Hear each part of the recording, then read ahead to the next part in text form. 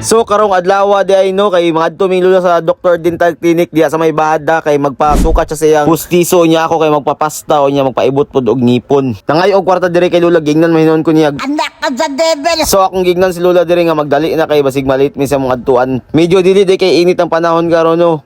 Ang init lang kay ang ulo ni lula. Anak ka sa devil! O niya kay nagdadali man ming lula kay basig malit mi maong nagtaksi na lang mi padlong dito sa Dr. Dental. Kay og malit mi alas 2 rabi tama ng doktor. O niya pag-abot na mo diri sa Dr. Dental no kay si lula grabe kay excited kay sukata sa bag-o niyang pustiso. O niya pag sulod na mong lula naman hinoy ni Syagit og Anak ka sa devil! so mao to nakatawa na lang si lula.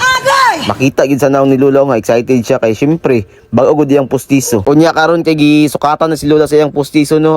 Grabe biya katibay aning pustiso niya kaya niya mo ingkit og bakal. Anak ka sa devil! Dako dayo pasalamat ang Dr. Dental Clinic no kay gihimo mi ni lula og ambassador for 1-year contract. Sa katong gusto magpaibot og ngipon, cleaning, pasta, veneers, brace, diri na mo sa Dr. Dental Clinic, mga anak mo sa Devil. Unya karon kay giibtan naman kog ngipon diri no. Okay ra maibtan sa dilang biyaan. Anak ka sa devil! Unya kay pauli naming lula daghang salamat Dr. Dental. Balik rami.